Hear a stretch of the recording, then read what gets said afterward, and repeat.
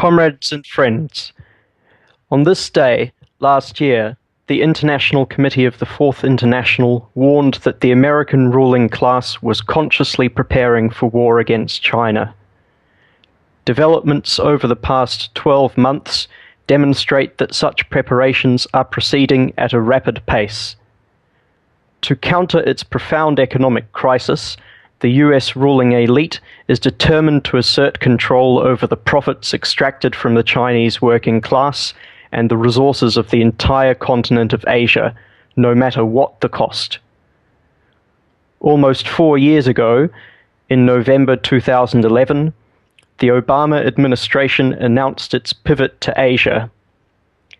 This is a comprehensive strategy to militarily encircle China, undermine its economic influence in the region, and compel Beijing to submit to Washington's demands.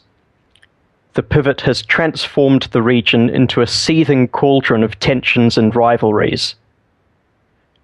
The reckless military buildup by the United States and its allies has been accompanied by endless denunciations of so-called Chinese aggression and assertiveness in disputed areas of the South and East China Seas. Obama recently accused China of using its size to, quote, muscle other countries in the region around rules that disadvantage us. The hypocrisy of such claims is staggering. They turn reality on its head. Just in the past month, the US conducted large-scale war games with South Korea and the Philippines designed to threaten North Korea and China. Washington plans to hold 29 military exercises in a dozen Asian and Pacific countries over the next 5 years. Over the same period, 60% of the US Navy will be redeployed to the region. The United States has poured thousands of soldiers into bases in the Philippines and Australia. It is developing a sophisticated missile defense system with Japan and Korea as part of the Pentagon's strategy to win a nuclear war against China. Alongside the military buildup, the US-led Trans-Pacific Partnership, currently being negotiated with 11 countries, represents the economic front of the anti-China pivot. Its purpose is to rewrite trade and investment laws to benefit US corporations. Defense Secretary Ashton Carter underscored its aggressive character by declaring that, quote, passing the TPP is as important to me as another aircraft carrier, in order to promote a global order that serves American interests. Inter-imperialist rivalries have begun to emerge over the carve-up of profits from China. Several European powers, including Britain, Germany, and France, have joined China's Asian Infrastructure Investment Bank, ignoring Washington's objections. While currently functioning as allies of US wars and interventions around the globe, these countries have their own imperialist interests to pursue, which can rapidly bring them into conflict with the US. Washington's response will be to rely ever more heavily on its military superiority to secure its hegemony in Asia. Japan, encouraged by the United States, is aggressively pursuing its dispute with Beijing over rocky islands in the East China Sea, referred to as Jiaoyu in China and Senkaku in Japan. Obama last year committed the US to join Japan in a war with China in the event of conflict over these uninhabited islands. The government of Shinzo Abe, Japan's most right-wing and militaristic since the Second World War, is rearming and preparing for war. Having reinterpreted the constitution to remove restrictions on the Japanese military, Abe signed new defense guidelines with Obama last week to vastly expand the scope of their joint military operations outside Japan, greatly heightening the dangers of conflict. While Tokyo is currently a US ally, the Japanese ruling elite will not be content to subordinate its long-standing imperialist ambitions to Washington. the Pacific War of 1941 to 45 between Japan and America was fought to determine which of the two imperialist powers would control China and the rest of Asia. Throughout the region, the drive to war goes hand in hand with a deepening social crisis and attacks on democratic rights.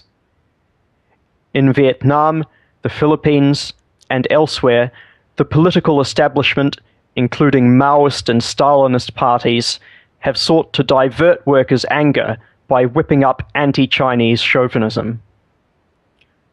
The ruling elites fear, above all, their own populations. Workers and youth in every country have a deeply ingrained hostility to war and colonialism.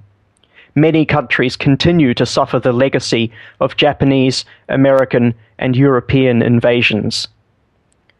The past 2 decades have not been lived in vain. Millions know that the invasions of Afghanistan and Iraq were based upon lies about weapons of mass destruction and fighting terrorism. For this reason, concerted efforts are underway to whitewash the crimes of imperialism. Just as right-wing German academics are seeking to relativize the crimes of the Nazis, the Abe government wants to suppress the history of Japanese atrocities. Earlier this year, Abe personally attacked a US history textbook publisher for referring to the Japanese army's comfort women, the sex slaves rounded up from Korea, China, and the Philippines, and other countries during World War II. Some of Abe's ideological allies in academia also deny that the 1937 rape of Nanking occurred. In Australia and New Zealand, both governments are spending hundreds of millions of dollars glorifying their involvement in the killing fields of the First World War. These ideological campaigns must be taken as the sharpest warning. The First and Second World Wars are being sanitized and glorified to prepare a new generation for a Third World War. The working class must make its own preparations. The Socialist Equality Party's recent Anzac Day meetings in Australia and New Zealand gave a voice to the widespread revulsion for war in the working class, which finds no expression in the political establishment of any country. The SEP called for the building of a new anti-war movement based on the principles of international socialism and the lessons of the Russian Revolution. Our movement stands alone.